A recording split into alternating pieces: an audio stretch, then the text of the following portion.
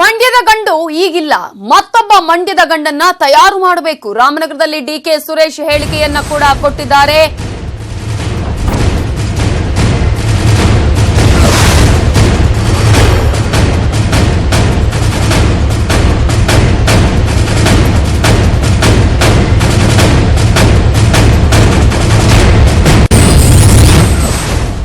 ಮಂಡ್ಯದ ಗಂಡು ಈಗ ನಮ್ಮ ಜೊತೆ ಇಲ್ಲ, ಮತ್ತೊಬ್ಬ ಮಂಡ್ಯದ ಗಂಡನ್ನ ತಯಾರು ಮಾಡಬೇಕಾಗತ್ತೆ ಅನ್ನುವಂತಹ ಹೇಳಿಕೆಯನ್ನ ಡಿಕೆ ಸುರೇಶ್ ರಾಮನಗರದಲ್ಲಿ ನೀಡಿದ್ದಾರೆ.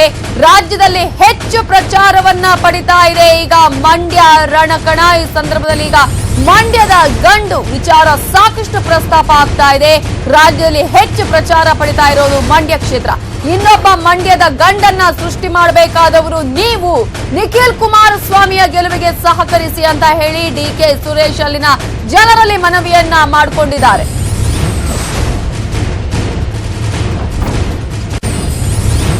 ಮಂಡ್ಯದ ಗಂಡು ಈಗಿಲ್ಲ, ಇನ್ನೊಂದು ಮಂಡ್ಯದ ಗಂಡನ್ನ ನೀವು ತಯಾರು ಮಾಡಬೇಕಾದಂತಹ ಜವಾಬ್ದಾರಿ ಯಾರ ಮೇಲಿದೆ ಅಂತ ಹೇಳಿದ್ರೆ, ಇಲ್ಲಿ ಸೇರಿರ್ತಕ್ಕಂಥ ಎಲ್ಲ ಪ್ರತಿಯೊಬ್ಬರ ಮೇಲೂ ಇದೆ. ಕಾರಣ ಏನು ಅಂತ ಹೇಳಿದ್ರೆ, ನಿಮ್ಗಿರ್ತಕ್ಕಂಥ ಸ್ನೇಹಿತರು, ಬಂಧು ಬಳಗ ಎಲ್ರಿಗೂ ಕೂಡ ನೀವು ಹೋಗಿ ನಿಖಿಲ್ ಕುಮಾರಸ್ವಾಮಿ ಅವರನ್ನ ಭಾರಿ ಬಹುಮತದಿಂದ ಗೆಲ್ಲಿಸೋದ್ರ ಮುಖಾಂತರ ಇವತ್ತು ಈ ರಾಜ್ಯದಲ್ಲಿ ಸರ್ಕಾರ ಸುಭದ್ರವಾಗಿ 5 ವರ್ಷಗಳ ಕಾಲ ಈ ಆಡಳಿತವನ್ನು ನಡೆಸಲಿಕ್ಕೆ ತಾವು ಅವರಿಗೆ ಆಶೀರ್ವಾದವನ್ನ ಮಾಡಬೇಕು ಅಂತಕ್ಕಂಥ ಮನವಿಯನ್ನ ಈ ಸಂದರ್ಭದಲ್ಲಿ ನಾನು ಹೇಳಲಿಕ್ಕೆ ಬಯಸ್ತೇನೆ.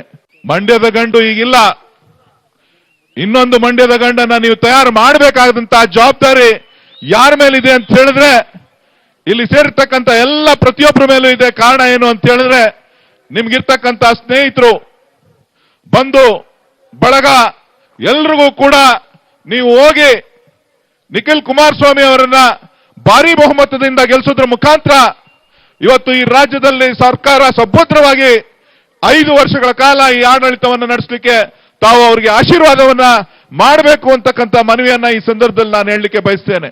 ಮಂಡ್ಯದ ಗಂಡು ಈಗಿಲ್ಲ, ಮಂಡ್ಯದ ಗಂಡು ಈಗ ಇಲ್ಲ, ಮಂಡ್ಯದ ಗಂಡನ್ನ ಸೃಷ್ಟಿ ಮಾಡಬೇಕಾದಂತಹ ಒಂದು ಜವಾಬ್ದಾರಿ ನಿಮ್ಮ ಮೇಲಿದೆ ಅನ್ನುವಂತಹ ಮಾತನ್ನ ಡಿಕೆ ಸುರೇಶ್ ಇವತ್ತು ರಾಮನಗರದಲ್ಲಿ ಹೇಳಿದ್ದಾರೆ.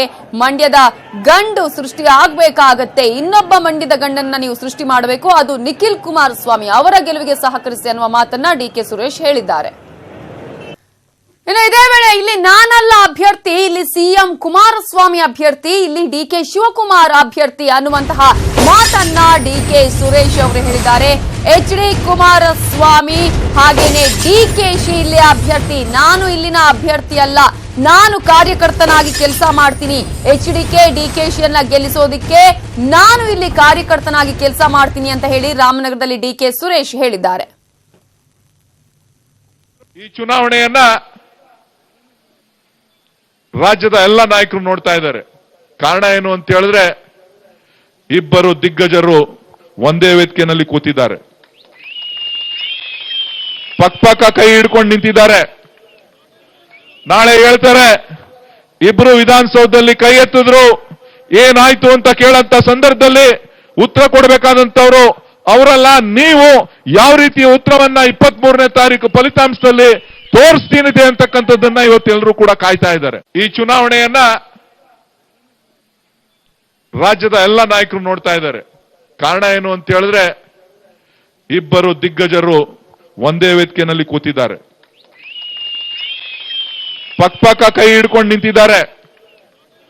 ನಾಳೆ ಹೇಳ್ತಾರೆ, ಇಬ್ರು ವಿಧಾನಸೌಧದಲ್ಲಿ ಕೈ ಎತ್ತಿದ್ರು, ಏನಾಯ್ತು ಅಂತ ಕೇಳಂತ ಸಂದರ್ಭದಲ್ಲಿ ಉತ್ತರ ಕೊಡಬೇಕಾದಂತವ್ರು ಅವರಲ್ಲ, ನೀವು ಯಾವ ರೀತಿಯ ಉತ್ತರವನ್ನ 23ನೇ ತಾರೀಕು ಫಲಿತಾಂಶದಲ್ಲಿ ತೋರಿಸ್ತೀನಿದೆ ಅಂತಕ್ಕಂಥದ್ದನ್ನ ಇವತ್ತೆಲ್ಲರೂ ಕೂಡ ಕಾಯ್ತಾ ಇದ್ದಾರೆ.